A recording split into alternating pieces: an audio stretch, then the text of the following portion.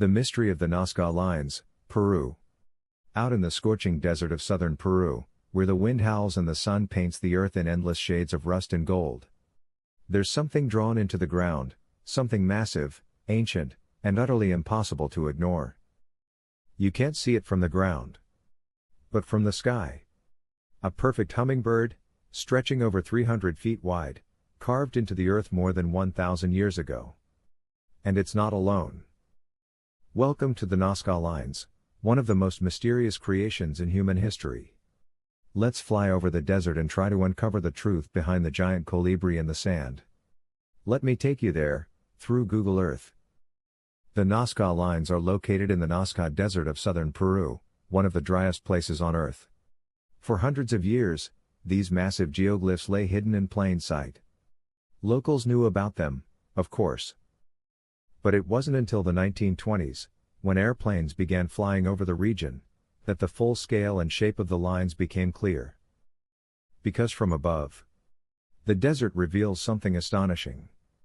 Perfectly drawn animals, birds, insects, and shapes, etched directly into the ground. We're talking huge.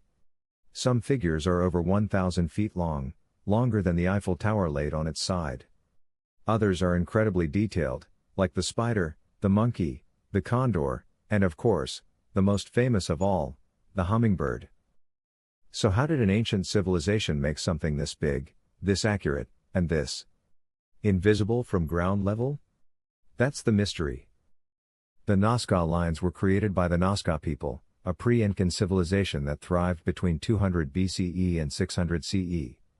They didn't use heavy tools or modern construction methods. They simply removed the top layer of reddish-brown iron oxide stones from the desert floor, exposing the lighter-colored sand beneath. That contrast made the lines visible, and thanks to the Nazca Desert's near-total lack of wind or rain, the designs have stayed intact for centuries. But here's the kicker, the lines can only truly be seen from the air. From the ground, they're just shallow trenches, sometimes only 4 to 6 inches deep. From a nearby hilltop, you might get a glimpse. But to actually see the hummingbird? You have to be in the sky. And that raises the big question, why? Why would a civilization with no known flying technology create artworks that can only be fully seen from above? There are dozens of theories.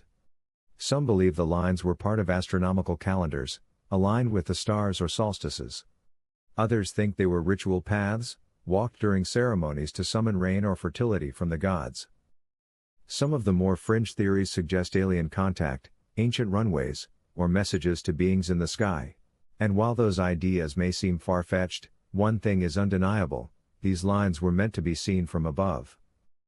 Whether it was by gods, spirits, or, as some archaeologists now suggest, through observation towers or elevated platforms, the builders clearly had an aerial vision in mind.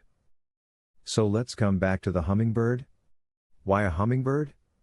Why carve that specific animal into the desert, at such massive scale?